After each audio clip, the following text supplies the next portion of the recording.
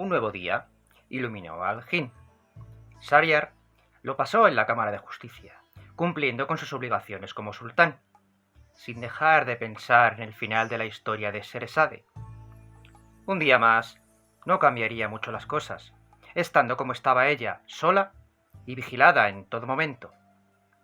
Al caer el sol, Shahryar volvió a sus aposentos, hizo el amor a su esposa sobre la maravillosa cama y mandó llamar a Dunyazad, que una vez más le dijo a su hermana: Hermana, por favor, continúa la historia de anoche. Y Sherazade comenzó así. Lo habíamos dejado cuando Daul Makan enviaba al visir Dandan a Damasco para contarle al príncipe Sarkán la muerte de su padre y pedirle ayuda en su lucha contra los infieles a cambio del trono de Bagdad. Mientras esperaba el regreso de Dandan con la respuesta, mandó engalanar un palacio con las alfombras más bellas de Persia para el encargado del Hamán. Recibió a sus vasallos y uno le regaló 10 jóvenes, entre las que había una de belleza imponderable. Daul Makan se acostó con ella la noche en que la conoció y la dejó encinta en ese mismo instante. Daul Makan pasó los días ocupándose del reino. El visir no tardó en volver, junto con el príncipe Sarkán y su ejército. El nuevo rey se levantó para ceder el trono a su hermano, pero éste se limitó a darle un abrazo y llorar junto a él por la muerte de su padre. Después, el recién llegado preguntó por Nozhatun y pidió que le dijeran que su hija, fuerza del destino, se encontraba perfectamente. Y así, los 3 hermanos conversaron juntos por primera vez hasta que cayó el sol. A la mañana siguiente, Daul Makan y Sarkán se pusieron al frente de sus ejércitos y marcharon hacia Constantinia, junto con el ejército turco al mando de Bahramán y los guerreros persas de Deilam, guiados por Rustem. Cuando llegaron a las primeras montañas del país de los rumís, los habitantes comenzaron a huir hacia Caisaria, aunque alguno consiguió avisar al rey Afridonios de la invasión de los musulmanes. Este le preguntó a la madre de todas las calamidades qué debían hacer ante semejante enemigo, y la vieja le contestó: Gran rey, te diré lo que debes hacer para triunfar. Ni el mismo Saitán, con todas sus malicias, podría desenredar los hilos en los que voy a enredar a nuestros enemigos. Envía 50.000 guerreros por mar y diles que desembarquen al pie de la montaña humeante, donde acampan los musulmanes, y envía por tierra el resto del ejército. Así estarán rodeados por todas partes y ninguno podrá escapar. Gran idea, inspiradora de serpientes, se alegró el rey Afridonios. Enseguida hizo lo que la vieja le había aconsejado. Los hombres que llegaron por el mar se escondieron tras las altas rocas de la montaña humeante, y los que fueron por tierra estuvieron pronto frente al enemigo. Cuando cayó la noche en aquel lugar, la tierra parecía una hoguera por tantos fuegos que la alumbraban.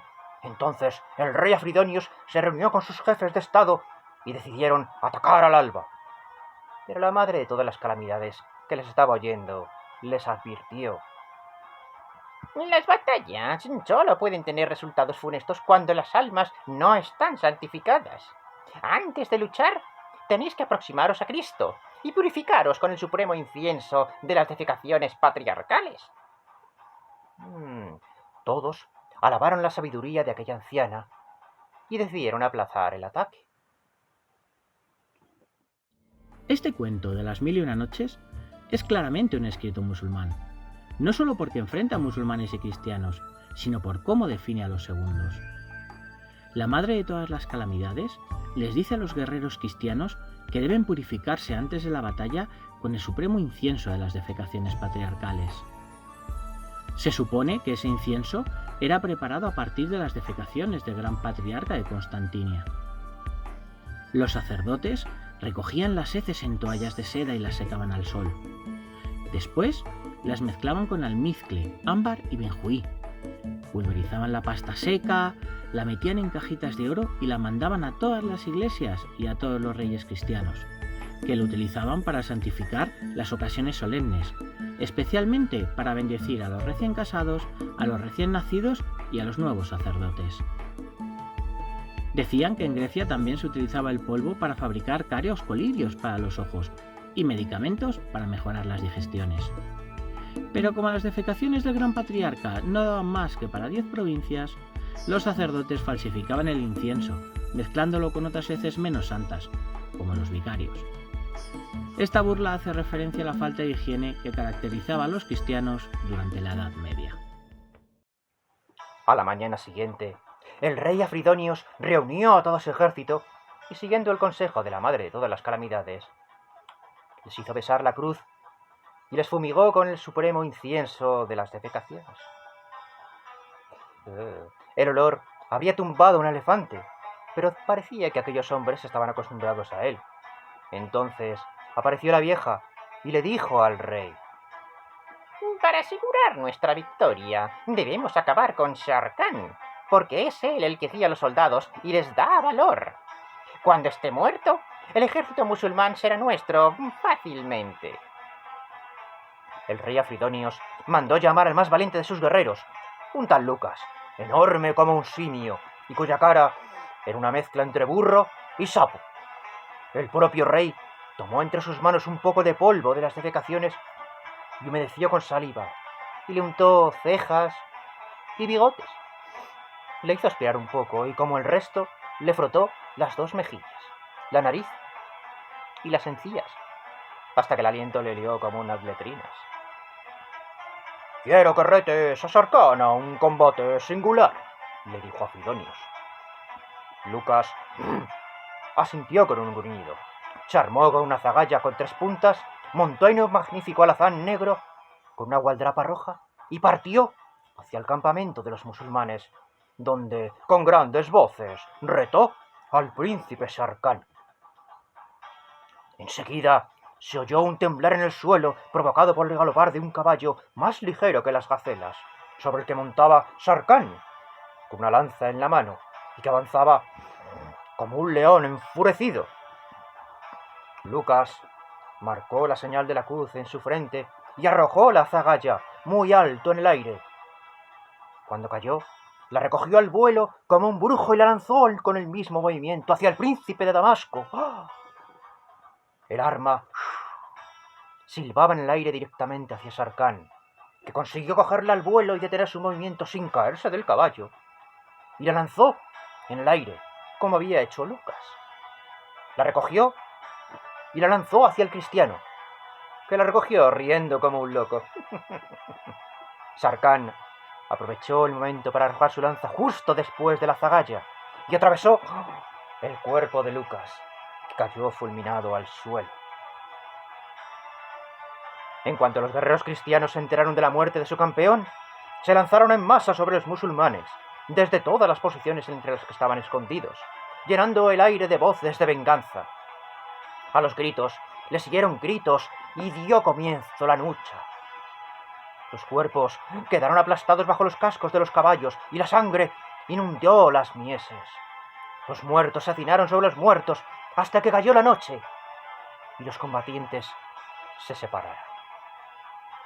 En su campamento, Daul Makan felicitó a su hermano por haber vencido al gigante cristiano y le dijo al visir Dandan: «Coge 20.000 hombres, llévalos hacia el mar y escóndelos detrás de la montaña humeante, donde estuvieron escondidos los cristianos.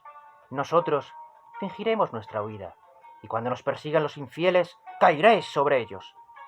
Nosotros entonces daremos la vuelta y los tendremos rodeados. Ninguno de ellos se librará de nuestro alfanje». Así lo hicieron. A la mañana siguiente, los guerreros de ambos bandos se levantaron temprano para rezar sus oraciones. Cuando los reyes les dieron las señales, comenzó una lucha más cruel incluso que la del día anterior, en que las cabezas volaban como pelotas y la sangre se derramaba en tal cantidad que les llegaba a los caballos hasta el pecho. Súbitamente, los musulmanes dejaron de combatir y huyeron del campo de batalla. «Mirad cómo nos teme el enemigo, soldados», rió el rey Afridonios. Es el momento de perseguirles y exterminar hasta el último de ellos para vengar sus afrentas. Y ya que la batalla está decidida, yo volveré al castillo para preparar vuestra llegada como héroes victoriosos. El ejército cristiano salió en persecución de los musulmanes, que se detuvieron a cierta distancia formando un semicírculo que les cortaba el paso, y quedaron rodeados cuando el resto de los soldados apareció, impidiéndole la retirada. Sharkan se colocó cerca de Daul Makan y le dijo: «Quédate a mi lado, hermano. Te defenderé de todos los envites porque tu imperio necesita que lo gobiernes». El ejército musulmán cayó de repente contra los cristianos y los fueron exterminando sin mostrar piedad. Los vencedores se apoderaron de todo lo que contenía el resto de las naves. Daul Makan y Sharkan se estrecharon las manos para felicitarse, y Sharkan deseó que su hermano concibiera un hijo varón para casarlo con su hija, fuerza del destino. Todos los presentes celebraron con alegría un botín tan excelso, bailando como nunca en su vida.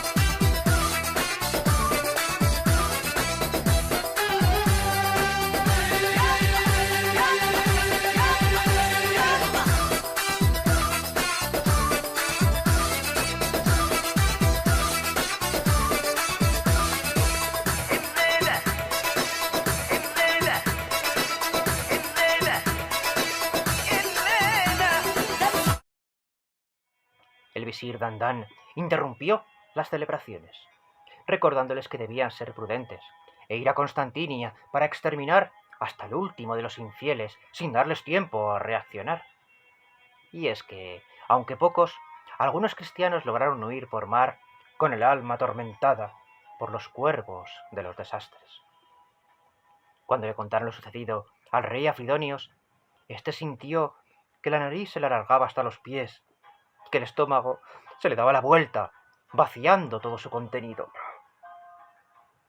La ciudad se vistió de luto y el rey acudió a pedirle consejo a la madre de todas las calamidades.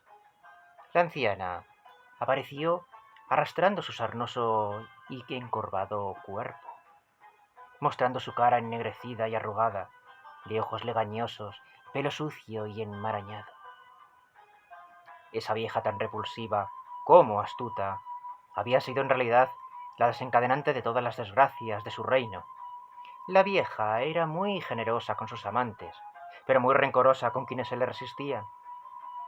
A aquella mujer le gustaba pasar el tiempo en el palacio del rey Afridonios para mirar a los esclavos que allí había. Era una experta en el arte del cosquilleo. Sabía chupar como un vampiro las partes delicadas, tirilar los pezones y estrujar las vulvas con azafrán preparado, hasta que sus amantes llegaban hasta el último espasmo. Les enseñaba a los esclavos y a las doncellas del palacio parte de sus artes, hasta que caían en sus brazos muertos de voluptuosidad, y les obligaba a cabalgarla, fueran mozos o mozas, porque nada le gustaba más que sentir la piel joven y virgen junto a la suya. Pero no había conseguido conquistar a Grano de Coral ni a la arrogante princesa Abriza, que la odiaban por su piel peluda como la de un erizo, por su aliento fétido, el olor a orines fermentados de sus ingles y sus continuos pedos, que olían peor que el ajo podrido. Pero eso no lo sabía el rey Afridonius, que escuchó sus consejos con respeto. Debemos actuar con sabiduría, le dijo la vieja, pidiendo a los habitantes del imperio que se reúnan dentro de los muros de Constantinia y nos ayuden a rechazar el asalto de nuestros enemigos, que sin duda llegarán pronto para sitiar nuestra ciudad. Con tu permiso, yo partiré de aquí y pronto tendrás noticias del resultado de mis fechorías contra los soldados musulmanes. Tras decir esto, Sherazade enmudeció de nuevo. ¿Y qué pasa entonces, hermana? Esa ya es otra historia, don Yassad. Te contaría qué pasó si esta noche pudiera alargarse, pero está despuntando el día y mi destino ha de cumplirse. Cuida de padre y sed felices. Y tú, esposo mío, ven a la cama conmigo y vamos a soñar juntos hasta que llegue la hora. No os olvidéis de suscribiros a nuestro canal.